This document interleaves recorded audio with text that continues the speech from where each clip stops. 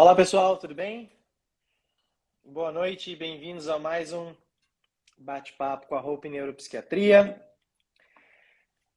Hoje a gente tem uma conversa super legal com o Matheus. Vocês vão conhecer um pouquinho da história dele já já. Mas antes, aqueles avisos de praxe de início de nossa live.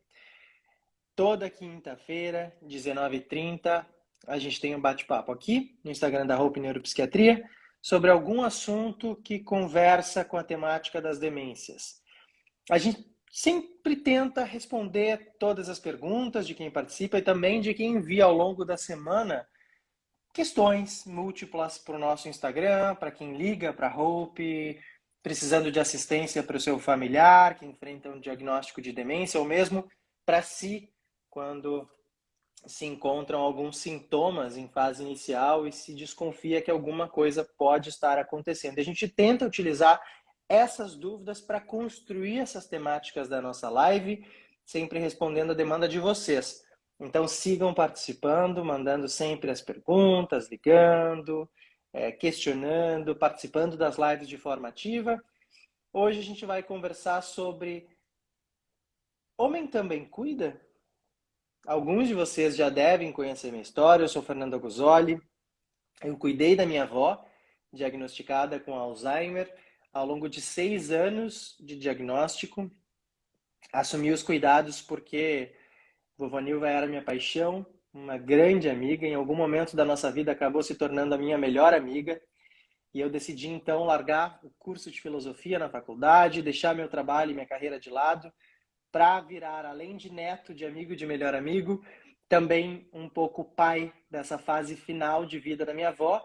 Me orgulho muito disso que fiz, me orgulho muito da aventura que nós dois vivemos ao longo de 6 anos. E Mas algumas coisas ao longo desse processo me fizeram questionar por que mais homens, mais filhos e netos não assumem o cuidado? Por que essa é uma tarefa que parece ser automaticamente herdada das filhas, das netas, normalmente da filha mais velha? E a gente vai conversar hoje com o Matheus sobre o ato do cuidar, sobre a responsabilidade do cuidar e sobre como que é enfrentada essa realidade quando se é o homem da família. E aí, Matheus, tudo bem? E aí, beleza? Tudo certo. Estou aqui contando para o pessoal um pouquinho sobre a temática da nossa live, dando alguns avisos. Já falei que toda quinta-feira, às 19h30, a gente tem um encontro aqui no Instagram da Hope. E um último aviso, então, pessoal. Se vocês quiserem visitar alguma das temáticas que já foram conversadas aqui nas nossas lives, com uma arquiteta, com enfermeiras, com médicos especializados em dor, especializados em geriatria, em neurologia, vocês podem acessar todas as nossas lives, ficam gravadas, vocês podem reassistir, enviar para os amigos de vocês. E assim será com a live de hoje também, sobre Homens Também Cuidam. Matheus, quero te dar as boas-vindas, te agradecer. Eu sei que tu sempre topa participar comigo de todas essas lives, conversas, entrevistas, as participações. Eu sempre tenho de prontidão o teu aceite. E isso para mim é muito bom, poder contar contigo. Quero te dar as boas-vindas e já pedir que tu te apresentes ao público, que fale um pouquinho sobre quem é o Matheus, conte um pouquinho da tua história. Eu já conheço ela bem, poderia contar inclusive, mas eu quero ouvir das tuas palavras quem é o Matheus, o que tu está vivenciando hoje e especialmente quem é a sua mãe, que é acho que a protagonista do teu Instagram hoje, né, Matheus? Sim, sim, sim. Bom, primeiramente, muito obrigado por esse convite. É sempre um prazer trocar uma ideia com você, né? Para quem não conhece, né, que está vendo através do meu Instagram, às vezes não conhece o Fernando, ele é um grande amigo. Ele fazia essa parte de compartilhar a vivência dele com a avó dele no Instagram, no Facebook, no Instagram. E quando eu comecei a minha jornada, eu não tinha nenhuma referência, não tinha ninguém para poder perguntar alguma coisa ou trocar uma ideia. E ele foi um cara sensacional que, quando eu precisei, mandei uma mensagem, ele me respondeu. E foi uma mensagem muito significativa. E o tempo passou e estamos aqui, né? A gente pode dizer que cultiva uma amizade, um respeito, um carinho muito grande um pelo outro. E, bom, vamos lá. Vou tentar me apresentar um pouco aqui. Meu nome é Matheus Almeida, Por eu favor. tenho 35 anos, sou filho da dona Zilda, sou servidor público, policial civil aqui em Minas Gerais. E qual que é a nossa história? Bom, eu sou filho único da dona Zilda, a minha mãe foi mãe solo, né? E nós sempre tivemos uma vida tranquila de mãe e filho, né? Aqui no interior de Minas Gerais, nós moramos numa cidade que chama São Sebastião do Paraíso. E aí, o que acontece? Eu estava por volta dos meus 24 anos, estava quase terminando de me formar na faculdade e morávamos eu e minha mãe e tudo corria muito bem, né? Uma vida tranquila. Ela já tinha aposentado, eu estava terminando meus estudos e um dia, num desses exames de rotina, ela foi fazer um Papa Nicolau, ela fazia todo ano, né? Ela sempre teve uma preocupação nesse sentido com a saúde. Infelizmente, ela foi diagnosticada com câncer no útero. E foi bem no começo de uma semana, no final de 2010, eu não me recordo o mês exato. Mas a notícia por si só foi um baque para ela e para mim também, né? E aquela semana já era uma semana muito triste. E eu me lembro que era uma quinta ou uma sexta-feira, essa notícia tinha sido no início da semana, acho que foi uma segunda-feira que ela tinha ido ao médico, tinha tomado conhecimento disso. E aí, numa quinta, numa sexta-feira, ela tinha saído para resolver algumas coisas e o telefone de casa toca. Quando eu atendo, é um homem se identificando como oficial do Corpo de Bombeiros, dizendo que minha mãe tinha sido atropelada. E aí, naquele momento que eu já estava sem chão, perdi o chão mais uma vez, saí correndo, fui para o hospital. E ela tinha sido atropelada por um carro e ela estava no passeio. E ela teve luxação do fêmur. Para quem não sabe, luxação do fêmur é quando o fêmur sai do lugar, né? Aqui é o fêmur, aqui é o osso que encaixa, se chama acetábulo. E aí saiu do lugar e ela estava no pronto-socorro, já foi caminhada para a Santa Casa e o médico colocou de volta no lugar, né? A princípio. E aí começou uma luta nossa de exames no Hospital do Câncer de Passos, que fica próximo aqui, uns 50 quilômetros daqui, uma bateria de exames para ver que tratamento que nós iríamos fazer para curar o câncer dela. E durante esses exames, o tratamento escolhido foi a radioterapia. Só que ela pegou, ficou esse tempo todo reclamando de dor na perna e um mês depois do acidente a gente foi retornar no ortopedista, né? E chegando no ortopedista, ele informou, ó, seguinte, eu tô olhando aqui no raio-x, saiu do lugar de novo. Então, eu não sei se saiu do lugar agora, se saiu semana passada, se saiu 15 dias atrás, e esse tipo de procedimento requer uma cirurgia, então a gente tem que colocar uma prótese no fêmur, né? Só que tinha a questão do câncer, ele falou assim, vamos tratar o câncer primeiro, que é uma prioridade, né? A cirurgia do fêmur também era uma prioridade, teria que ter sido feita na hora, mas tinha outra prioridade na frente. E assim foi feito. A minha mãe passou por 28 sessões de radioterapia, mais 4 sessões de bracterapia. E era uma luta, porque o tratamento era todo na cidade de Passos e ela estava sem andar por conta do fêmur estar luxado. Então, acordava cedo, colocava ela na ambulância, da ambulância na cadeira, da cadeira na maca de radioterapia, voltava, e assim durante 28 longos dias. E graças a Deus o tratamento deu certo, o câncer se curou. E curado o câncer, o próximo passo era a cirurgia do fêmur. Passado, acho que foi um mês aproximadamente, a cirurgia do fêmur, a cirurgia deu tudo certo, né, do fêmur, colocou a prótese, tudo ok. E aí minha mãe estava começando a querer dar uns passinhos, porque ela tinha ficado esse tempo todo sem andar, né? Então Claro. eu pegava, segurava ela assim, e a gente ia tentando, ela arrastando os pés. E aí numa noite, eu tava no meu quarto, ela no dela, ela me chamou que ela queria fazer xixi. E aí eu fui até o quarto, né? A gente usava na época, não sei como cada estado usa um nome, chama comadre, né? Para a mulher fazer xixi Uhum. enquanto tá acamado, tá em situação de leito, né?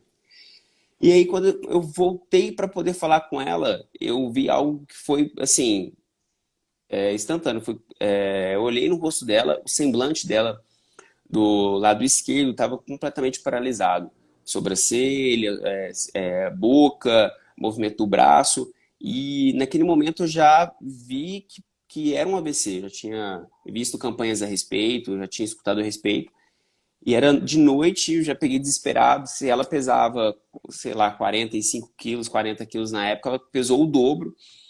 E peguei, corri com ela para o hospital e a minha suspeita foi confirmada. A minha mãe, ela teve um AVC isquêmico do lado direito do cérebro que afetou toda a coordenação motora do lado esquerdo. E aí, o que já estava muito complicado se tornou mais complicado ainda, né? Eu estava no final dos meus estudos, como havia dito, no final de 2010, ainda não estava trabalhando. Toda aquela carga e era só eu para poder lidar com aquilo tudo. E foi aí que começou a nossa jornada. E quando aconteceu essas três coisas, né? O câncer, o atropelamento, o AVC, foi um período que eu fiquei totalmente descrente de tudo, sem fé, sem esperança, mas fazendo o que deveria ser feito. E foi todo um processo durante uns 3 anos que eu ficava assim, vivendo aquilo e angustiado com aquilo, até que eu comecei a mudar a ótica de como eu olhava aquela situação. Eu percebi que tem coisas que dependiam de mim e tinha coisas que não dependia. O que aconteceu com minha mãe não dependia de mim. Aconteceu, eu não tinha mais nada que eu pudesse fazer. Agora, como eu ia lidar com aquela situação dali em diante, dependia de mim. Então, eu poderia levar aquilo de uma forma muito mais gastante, muito mais pesada, que ficaria muito pior, tanto para mim quanto para ela, ou tentar mudar a ótica daquilo tudo. E foi onde eu comecei a fazer coisas e compartilhar. Na época era mais no Facebook, e eu compartilhava. E aquilo foi movimentando uma engrenagem. Porque a minha mãe ela não teve o tato com o digital, né? Quando ela teve essas questões, ela não tinha essa traquejo com o celular e tal. Mas eu apresentava esse mundo para ela. E o que a Era gente uma janela para o fazia, mundo, né? Assim como era para minha avó dentro exatamente. de casa. E eu falava para ela, mãe, teve isso de comentário, as pessoas estão gostando disso, gostou da sua foto, elogiou seu cabelo, elogiou sua unha. E eu trazia aquela informação para ela. E, de certa forma, eu percebia que era um carinho que eu recebia de pessoas completamente desconhecidas, mas que era uma coisa sincera, era um apoio, né? E aquilo me deixava mais confiante e mais determinado em continuar fazendo coisas. Então, daí, a partir daquele momento, eu fazia algo com a minha mãe, ela se sentia bem, eu jogava isso para o mundo nas redes e isso voltava em forma de energia, de Claro. comentários e tal. E durante muito tempo eu achava que eu fazia isso só pela minha mãe, mas não, fazia pela gente, porque eu também me sentia bem em saber que eu estava, de certa forma, fomentando e ajudando, Acolhido até exatamente acolhido, e até às vezes e ajudando acolhendo. outras pessoas que às vezes tinham dificuldade de viver isso, ou não, ou assim como eu, não via luz, né, naquela situação que se encontrava. Então, Matheus, oi, deixa eu te interromper. Quem está entrando sim? aqui, só para que vocês entendam, estou conversando com o Matheus sobre homens que cuidam, homens também cuidam. Essa deve ser uma temática conversada, é uma responsabilidade que deve ser compartilhada entre todos os familiares. Infelizmente, nós temos dados, claro, mais específicos dentro do contexto das demências, da doença de Alzheimer, aonde mulheres acabam sobrecarregadas, as filhas, normalmente a filha mais velha, as esposas. Isso acontece no mundo inteiro, não é só no Brasil, e nós precisamos desconstruir um pouco essa imagem, porque homens também cuidam, homens também têm a responsabilidade de cuidar. Filhos, netos, cônjuges. E a gente está conversando sobre isso, o Matheus está compartilhando a sua história. Foi então, Matheus, uma sequência de infelicidades dentro de um curto espaço de tempo, onde sua mãe descobriu um câncer, depois um atropelamento na mesma semana e um pouco depois, então, um AVC. E a tua mãe, hoje, ela está em uma situação acamada. Quero te perguntar quando que o Matheus, o filho, o parceiro, o amigo, que nunca deixou de ser cada uma dessas funções, continua sendo filho, continua sendo parceiro, amigo, mas quando que o Matheus se viu também cuidador e responsável pelos cuidados de sua mãe? Olha, como eu disse, é um, foi um processo e ainda é, né? Mas eu acredito que foi porque quando as coisas acontecem de forma tão repentina, né? Porque na minha cabeça, como filho único e tal, e tendo a minha mãe como um grande exemplo e apoio, eu sempre soube que eu teria essa incumbência com todo o carinho do mundo de cuidar dela quando a velhice dela chegasse. Só que na minha cabeça, isso seria um processo gradativo. Ela ia ficar velhinha, ia ser aos poucos. E, assim, ela estava com 54 anos na época. Para Super mim jovem. seria super jovem. Para mim isso ia acontecer lá pelos 70 e poucos, de uma forma gradual, uma coisinha de cada vez, né? E como isso foi adiantado de uma forma abrupta, assim, de uma vez, quando começou a acontecer, eu não parei para pensar, né? Você só vai fazendo. Ah, surgiu esse problema, você tem que resolver isso, Uhum. tem que ir no médico. E aí, a hora que você para, que você respira, que você vê, pô, peraí, eu tô aqui, já tô aqui na função de cuidar. Sou só eu. Pô, estou dando banho, trocando, fazendo alimentação, correndo atrás de médico, de remédio. E aí acho que foi na hora que as coisas pararam que eu vi que eu tava que eu tinha ocupado esse lugar, entendeu? Eu acho que é a hora que as coisas pararam de acontecer, né? Assim, nossa, peraí, não vai acontecer mais nada, não. Eu olhei, né? Eu acho que eu tô cuidando. E, Matheus, tu não passou por aquele momento? Eu, inúmeras vezes em que eu recebia mensagens super carinhosas, obviamente, jamais colocaria isso de uma maneira negativa, mas as pessoas dizendo: ai, que fofo você cuidar da sua avó, ou no seu caso, que fofo você cuidar da sua mãe, como se fosse algo opcional, como se você está optando fazer, porque na verdade não é obrigação sua, é obrigação de outra mulher da família. E as pessoas vêm com: ai, que fofinho, que fofo, que carinhoso. Não, só um pouquinho. Eu faço porque, em primeiro lugar, eu amo, tenho uma reserva de afeto, também porque é a minha obrigação, minha responsabilidade como filho, como neto, independente do que seja essa relação, esse vínculo que existe, mas pela reserva de afeto em si. Isso não é: ai, que fofinho. Não, eu cuido porque eu sou neto e porque eu amo. Você passou também por esse momento, onde as pessoas não só diziam: ai, que fofinho, mas questionavam: poxa, não tem uma filha, você não tem uma irmã, você não tem uma tia, não tem uma mulher que possa cuidar? Isso não aconteceu? Nossa, aconteceu em várias situações. Porque as pessoas, acho que elas meio que. Como, imagino que seja algo cultural, né? Quando elas veem um homem na situação de cuidar, ao mesmo tempo surpreso, espantoso e admirável, né? Porque não era, na cabeça das pessoas, não era para eu estar ali entre aspas, naquela função. E aí já me questionava assim, mas não tem uma irmã, né? Que você falou. Cadê as irmãs dela? Ela não tem irmã, né? Como se fosse assim um papel exclusivamente da mulher, né? Do meu ponto de vista, eu acredito, sim, as mulheres são sensacionais no papel de cuidar. Elas têm um cuidado diferente, né? Eu acho que é algo intrínseco da mulher, mas não é exclusivo dela. E a partir do momento em que certas coisas são apresentadas a você, no caso da situação de homem, você lidar com aquilo e entender é uma parte de adaptar e conseguir cuidar também, né? Não é difícil cuidar sendo homem, sendo mulher? É difícil. É impossível? Não, não é impossível. Eu acredito que ambos os sexos dotam de humanidade. Isso permeia qualquer. Não tem. É humano, né? Tem que ser primeiramente tudo humano. Então, eu passei por situações nesse sentido e, né, sempre assim, não, é isso mesmo, né? Meio que sem jeito, meio que sem graça, né? Ah, mas cadê as irmãs? Então, cadê? E você, Mas, você mencionou uma qualidade específica que pode haver no cuidado, relacionando isso às mulheres. Você acha que existe uma dificuldade específica em cuidar sendo o filho ou o neto, sendo o homem da família? Você consegue pensar em alguma dificuldade específica? Eu penso, por exemplo, no pudor. A minha avó se despindo na frente do neto não era a mesma coisa que se despindo na frente da filha. Existe essa relação de pudor.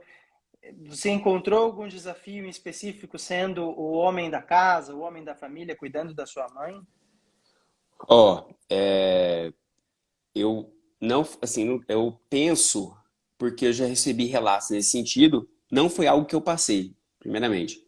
Como eu tive sempre uma relação muito próxima com minha mãe, de muito afeto, a minha mãe, ela sempre deixou muito claro para mim essa aproximação, esse amor todo comigo. E isso foi lá na frente, quando tudo aconteceu, primordial para que fosse fluido tudo isso. Então, a questão de trocá-la, de vê-la nua, de dar o banho, para mim não foi o menor dos problemas. Mas em conversa com outras pessoas, outros homens, eu já ouvi, cara, eu não sirvo, assim, desse jeito, eu não sirvo para ver minha mãe pelada. Eu não daria conta de ver minha mãe pelada. E eu até entendo, né? Porque às vezes o tipo de criação, o lar, né? Tem. E assim, eu não julgo errado, né? Ter essa vergonha, essa timidez ou esse pudor. O que eu acho é o seguinte: é porque não chegou o momento ou uma situação para que isso viesse a acontecer. Porque alguma Para situação que de se cuidar, naturalize. porque quando chega, você olha para o lado, não tem ninguém para te ajudar, é só você, você vai fazer. E é uma coisa é, muito natural, né? A princípio pode ser, nossa, minha mãe pelada, não sei o quê. Entendo que sim, há um respeito, um pudor, um medo, né? Mas a hora que você se vê numa situação de cuidar e sem opção, você vai tomar as atitudes que têm que ser tomadas. E isso, a partir do momento que isso acontece, vai se tornar, você vai ver, cara, não tem nada demais. É natural e não é esse bicho de sete cabeças que às vezes quem está numa situação de não cuidar ainda, ou que imagina isso acontecendo um dia, ou não se colocando na situação, fique tranquilo que se esse dia chegar, pode ser uma primeira barreira, né? Imagino eu, de um susto de começo, mas depois é tranquilo. E você enfrentou algum. Bom, você, em primeiro lugar, homem, né? O filho Uhum. homem. Você, policial, do interior, cuidando da mãe. Eu também escutei muito do neto que cuida da avó.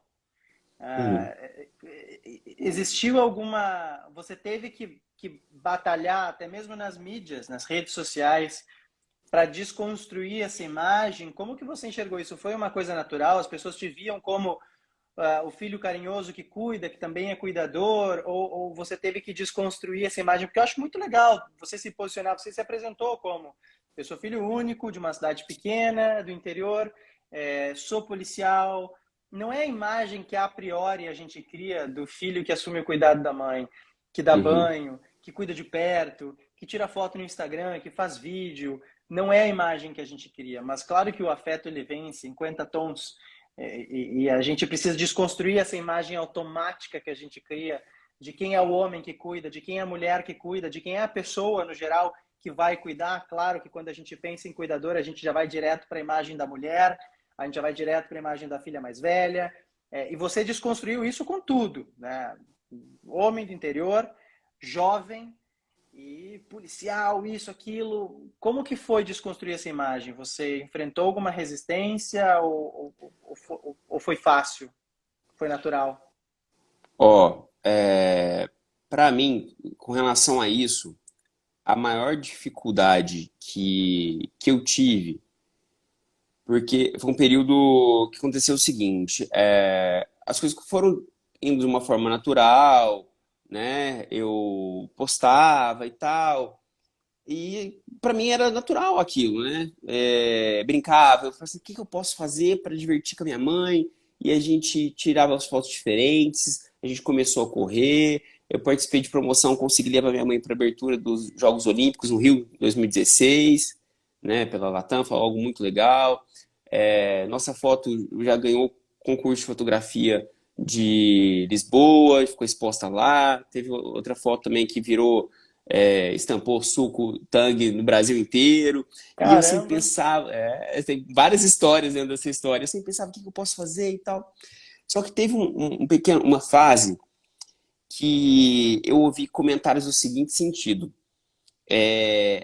tá fazendo isso para aparecer, tá usando a imagem da mãe para Hum. aparecer. Que, cara, aquilo teve um período que aquilo, confesso que me doeu um pouco. Me doeu um pouco, porque não era isso que eu queria passar, né? Mas depois eu consegui desconstruir isso. Por quê? Todo mundo vai ter opinião, então, assim, sobre o que eu faço ou o que eu deixo de fazer. Então, se eu cuido muito, posto muito, não, você está errado, você está se exibindo, você tá se vangloriando, você está se achando. Se eu não posto nada ou não cuido, não, você está abandonando, você tem que cuidar. Então, a opinião do outro é do outro.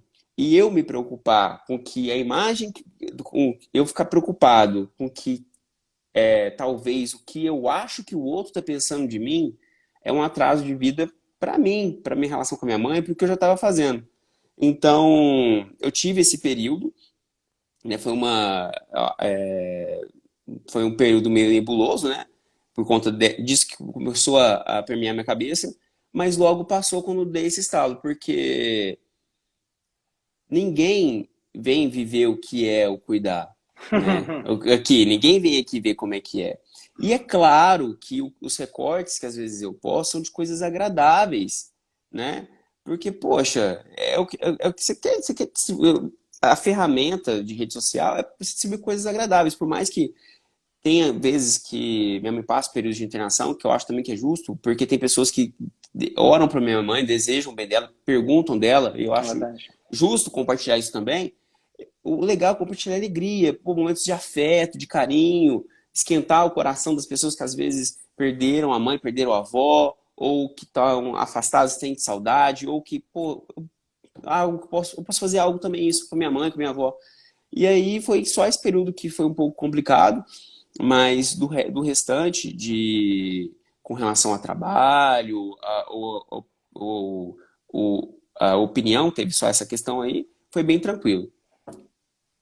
Sabe que eu, em uma das primeiras matérias da avó, acho que foi no G1, não me recordo agora, mas foi uma das primeiras matérias, quando eu estava. O livro nem havia sido lançado ainda. A gente só compartilhava a nossa vida nas redes sociais. E, e eu caí na asneira de ler os comentários dessa matéria. E aí eu me lembro que era fatal. Eu li o primeiro comentário e dizia: cuidou da velha para ficar com a herança. Minha avó Nossa. que não tinha nada. A única herança que eu tenho da minha avó, que era o único bem dela, é um anel que não vale mais do que, acho que R$ 100 é muito. Então, herança de verdade eu tive. É, esse período de vivência, não só durante o Alzheimer, nesses 6 anos em que eu aprendi muito e eu pude desconstruir tudo aquilo que eu havia aprendido sobre verdade, sobre mentira, sobre realidade, sobre envelhecimento, sobre morte. Foram aprendizados que eu levo para a vida inteira, mas claro que toda a nossa jornada juntos, todos os meus 22 anos que eu tive ao lado da minha avó, essa é a maior riqueza, a maior herança que eu tive do que aquele cara muito grosseiramente falou daquela velha. Então, os comentários são muito violentos, eles te arrancam um direito que é seu, de trazer dignidade para o envelhecimento ou para a condição em que aquela pessoa se encontra, de fazer o que nós dois fizemos, de aproveitar uma janela que está aí, uma janela que eu e tu hoje estamos usando por conta própria, que é a internet, a conexão, para podermos sentar em um ambiente virtual, entre aspas, juntos e conversar. É algo que não fazia parte do contexto da minha avó, que não faz parte do contexto da tua mãe por conta própria.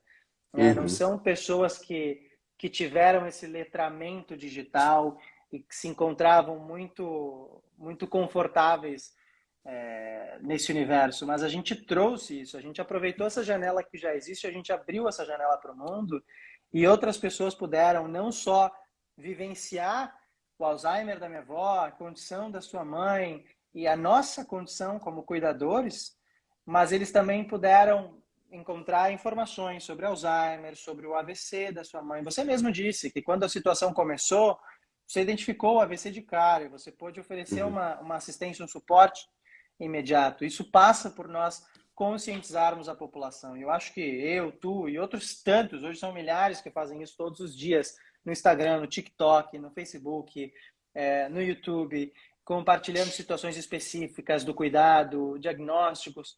O que a gente faz também é conscientizar a população de sinais, de sintomas que devem ser observados, que não fazem parte do envelhecimento natural, que necessitam de uma ajuda médica, que precisam de uma atenção do cuidador, seja ele a filha, o filho, o neto, a neta, não importa se é mulher, se é homem, o cuidado é importante, o cuidado é necessário. E essa atenção, a gente puxa um sinal de alerta, né?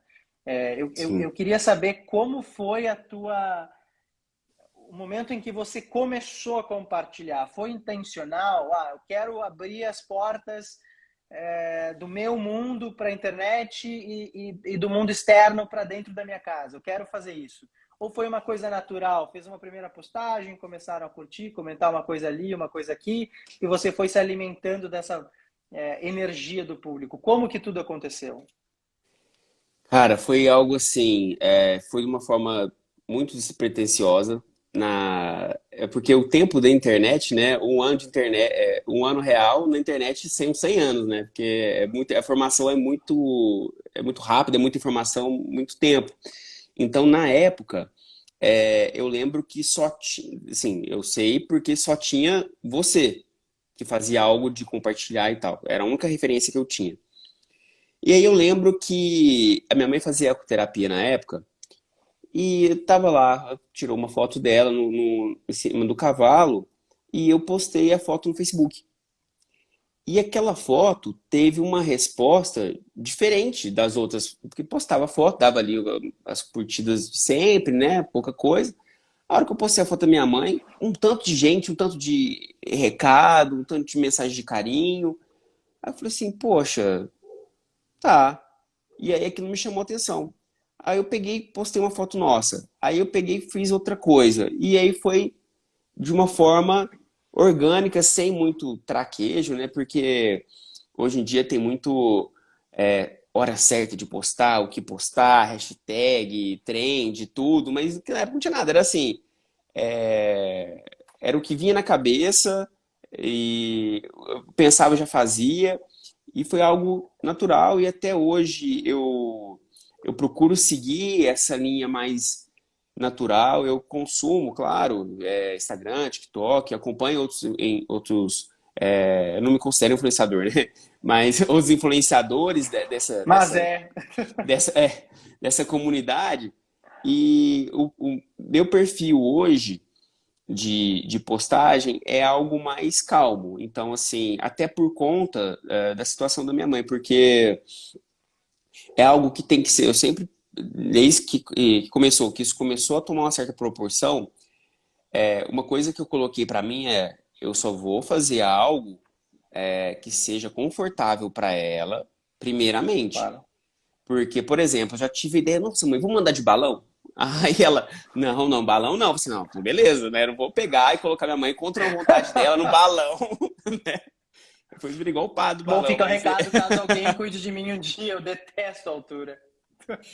E aí, cara, eu peguei e foi algo que eu coloquei como princípio.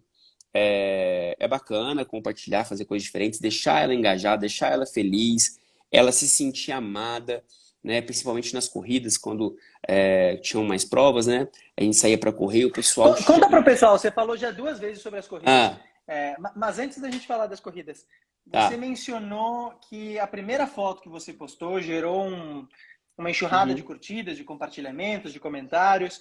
Por que você acha que aquela postagem gerou essa impressão tão positiva nas pessoas e diferente de todas as outras postagens tuas? Por que aquela postagem especial gerou isso?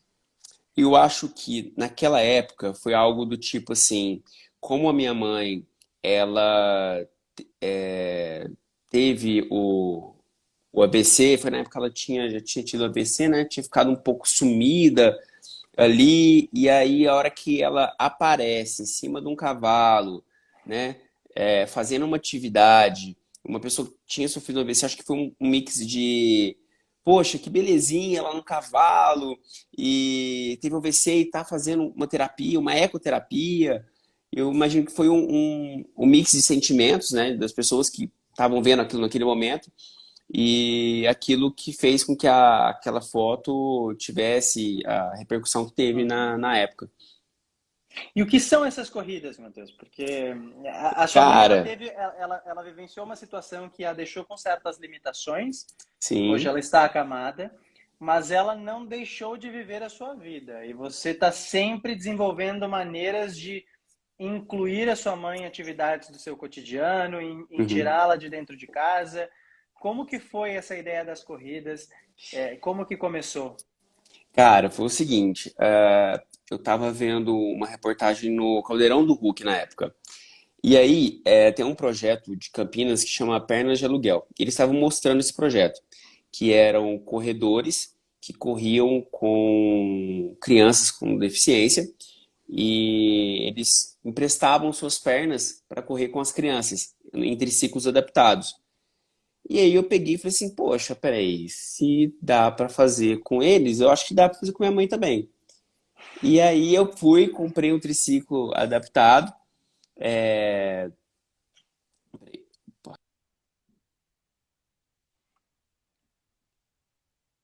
Opa, peraí, travou, aqui, ó, voltou. apareceu uma notificação aqui. Ó, voltou. Você comprou um Tá, triciclo adaptado. isso. Comprei um triciclo adaptado.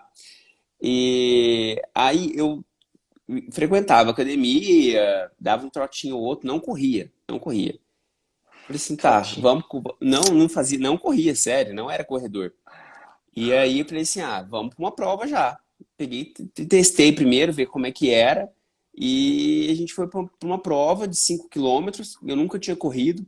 E foi algo muito, muito, muito legal. Porque assim, a hora que eu comecei a correr, claro que ali no primeiro quilômetro eu já estava morto. Só que, como tinha o pessoal vendo e apoiando, eu falei assim, se eu começar a caminhar, vai ficar feio, né? E aí, cara, era algo surreal, porque foi a energia do pessoal que estava assistindo que fazia eu correr, porque eu não tinha hábito, não tinha força, não tinha perna, não tinha nada. E aí fui correndo, cara. E era muito legal, porque assim, a primeira prova nossa, aqui como uma cidade no interior, não tinha prova aqui. Até são poucas as provas que tem aqui na minha cidade. E aí eu peguei, desmontei o triciclo, colocava no carro, colocava minha mãe no carro, chegava lá, montava o triciclo, a gente corria e voltava. E aí a gente foi para essa prova na cidade que foi em Cássia, depois a gente foi em Guaxupé, foi em uma cidade em Ribeirão Preto, e foi em várias provas aqui perto. Só que quando a gente estava Legal. indo bastante, aí veio a pandemia, e aí a gente não teve Uhum. mais prova, a gente ficou sem correr. Aí hoje, a relação com a corrida com a minha mãe é muito assim. A minha mãe apresenta fases, né? Então, até Claro. pouco tempo atrás, ela tinha passado por 12 internações seguidas. Então, assim, é o dia que eu vejo que ela tá bem, que o tempo tá bom, que ela tá com bom humor, que ela tá descansada, aí eu vou correr um pouquinho com ela. Tá. Então, mas foi durante as corridas que nós Não participamos, precisa cara. ser um evento, então. Você vai no Corre dia a dia. aqui na cidade mesmo, mas as corridas que nós fomos, cara, foi muito, muito, muito legal mesmo, Surreal, porque né?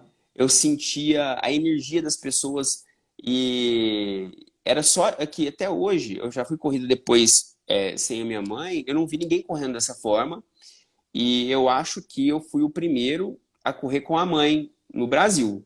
Isso aí eu tenho quase certeza. Se tiver UTI, eu não sei. E foi muito legal, foi bacana mesmo. Mas, Matheus, você falou sobre a sua energia, sobre o que te motivou, sobre o teu gatilho para correr, o que te fez entrar nessa onda e o que te motivava a correr mais depois que você já estava exausto, acabado, depois de 1 quilômetro. E ela, como é que era essa energia para ela? Porque a tua mãe se comunica, ela fala, a gente vê os Sim, vídeos dela comentando foto, comentando vídeo, falando contigo. O que que ela dizia nesse momento, nessa corrida? Como é que era a emoção da dona Zilda? cara, o que acontece? A minha mãe, ela ficou limitada ao ambiente de casa dentro de um quarto. né? Com a TV, porque ela mesma não pega o celular para acompanhar o mundo digital igual a gente Claro. acompanha.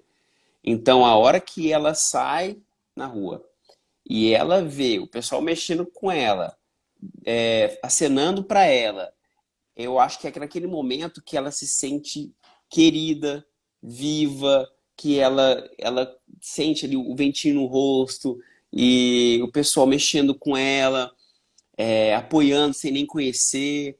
E aquele momento ali da corrida é uma experiência muito boa, porque é onde eu via que ela se sentia, era o contato dela com o mundo mesmo, né? Porque assim, as pessoas não vêm aqui em casa, né? E a gente para sair sempre não é fácil, né? Vai ficar saindo sempre assim. Então, Claro. É uma aquele logística momento, toda, né, Matheus? exatamente, e aquele momento da corrida realmente era muito bom. Ela acenava, mandava beijo, mexia com o pessoal. Sempre foi muito, nossa, só lembrança boa, só coisa boa da corrida, viu? E, bom, falamos sobre coisas boas e tu, assim como eu, a ti te encanta compartilhar momentos bons nas redes sociais, mas o Sim, nosso cotidiano do cuidado não é feito só de dias bons, de momentos alegres, também faz parte dessa responsabilidade de cativar a atenção e a energia, o carinho dos outros, que a gente compartilhe também momentos delicados, momentos mais sensíveis, que demandam da oração de uma mensagem carinhosa, a gente compartilha uma internação, uma situação mais específica, mas os desafios são múltiplos todos os dias. sim. Como cuidador, como filho cuidador, qual é o teu maior desafio hoje que tu enfrentas, Matheus? Cara, o maior desafio, um dos maiores é a parte emocional, a parte da mente. Porque, cara, porque assim, o ato de fazer as coisas às vezes dar um banho, às vezes ir no médico, o fazer material, assim, ele chega num ponto que ele é natural, ele acontece, a trocar a fralda, passar a dieta na sonda, assim, às vezes no primeiro momento, que nem ela não tinha sonda, né, usava sonda gastro, aí quando foi colocar a sonda foi toda uma preparação emocional, pô, vai colocar algo tão invasivo, e aí hoje, poxa, a sonda foi a melhor coisa, né, porque ela tem a dieta dela, tem tudo os nutrientes que ela precisa. Então, assim, a parte mental é a que pega mais, porque o fazer você faz, a parte, realmente tem a parte financeira que são muitos os custos, os gastos, mas a gente vai daqui, vai dali, dá um jeito e tudo se resolve. Mas a parte mental é algo que, assim, é o mais difícil de resolver, é o mais difícil de você voltar para o eixo quando você sai do eixo, porque durante esse Hum. tempo, cara, eu saí do eixo várias vezes. Eu caí, assim, em momentos depressivos muito, muito, muito fortes. E aí você cai, só que, tipo, você não pode nem, entre aspas, se dar o luxo de ficar triste muito tempo, porque tem outra É, pessoa que depende de você. Então, é uma outra pressão, né? Então, você não, né? Pô, eu tô mal, mas eu não posso ficar mal, muito mal, porque, e aí? Então, por isso que a parte do cuidar envolve muito aquele lance da teoria né, da máscara de avião e tal, de você primeiro cuidar de si para cuidar do outro, e assim, é algo que é falado há muitos anos e é uma verdade. E não é impossível cuidar de alguém, mas só é possível cuidar de alguém se você cuida de si. e como que Então, você cuida de si? cara, ó, vamos lá. Primeira coisa, vamos colocar, os maiores problemas, a parte mental. Dentro da parte mental, uma coisa que é muito importante, mas eu fiz durante muito tempo, mas atualmente não estou fazendo, é terapia. Se tiver a oportunidade de fazer, faça. Junto com a terapia, atividade física. Ah, mas eu não gosto de correr, eu não gosto de ir na academia. Cara, pega uma bicicleta, vai pedalar de Faz alguma coisa. boa, se move, nem que porque é o seguinte, a atividade física, ela vai te obrigar a sair do ambiente da sua casa, ela vai te obrigar a você movimentar, Socializar. a socializar, a movimentar, oxigenar seu cérebro, a pensar melhor, porque por vezes a gente não pensa porque a gente está sedentário, né? Fica ali focado no problema, mas a hora que você sai fazer uma atividade física, você se vê em outros cenários, você vê, conversa com outras pessoas, gasta energia. Então, acredito que é para se cuidar é terapia, atividade física e rede de apoio. Então, por exemplo, rede de apoio, hoje minha rede de apoio são meus amigos verdadeiros, que são poucos. A minha namorada Thaís, que, nossa, me dá um suporte bacana demais com relação a tudo isso. E livros e trocar ideia com pessoas que estão passando coisas parecidas com você. Por quê? Que nem eu disse, lá no início era só o Fernando. Hoje, ainda bem que tem, o Fernando tem mais uma galera. Tem pessoas que vão, às vezes, às vezes tem a galera que tem, não tem como te dar atenção. Mas tem pessoas que têm o senso de comunidade. Então existe comunidade no Facebook, existe grupos. Então, às vezes, a informação que você precisa não necessariamente vai estar no Google, vai estar com outra pessoa que passou algo ou está passando algo Legal. parecido com você, né? Então nem tudo, o Google não vai te dar essa resposta. Ele vai te dar o que é o Alzheimer, ele vai te dar o que é o demência, em umas 3, 4 linhas. Agora, o dia a dia, ele não sabe, né? Hum. Só você E que sabe. Então, legal por isso, isso. porque não é importante só buscar por outras histórias, mas acho que dentro da tua explicação, da tua frase, a gente vê a importância também de compartilhar a sua própria história, né? Porque outra pessoa Uhum, pode estar vivenciando uma situação semelhante, pode precisar de um aconselhamento. Às vezes não é nem um aconselhamento, às vezes é só se sentir acolhido, enxergar aquilo que acontece dentro da tua casa, acontecendo na casa do outro também, enxergar algumas estratégias que são utilizadas ali ou aqui que podem te beneficiar uhum. também em Exatamente. conhecimento, não técnico, como tu disseste, que o Google pode ter um ou outro, mas em conhecimento prático, em ações do dia a dia, em coisas que a gente pode acordar no dia seguinte e aplicar dentro de casa, sem necessidade de um grande investimento ou de multiprofissionais. Não, coisas que podem te ajudar de verdade. Isso é Uhum. maravilhoso. Por isso que eu digo para todo mundo, compartilhar a dor não é sofrer no coletivo. Compartilhar a dor é também livrar quem dela sofre, né? Exatamente. A gente vê, que pena que a gente vê assim, né, em site de notícia, só o ódio sendo propagado nas redes, né? Que é o que vira notícia, né?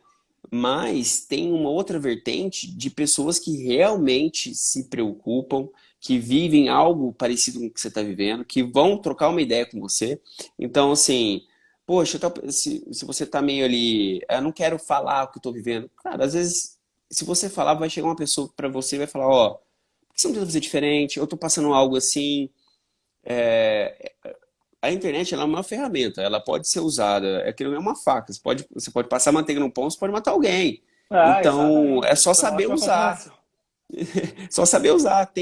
Existem pessoas boas e, graças a Deus, é a maioria.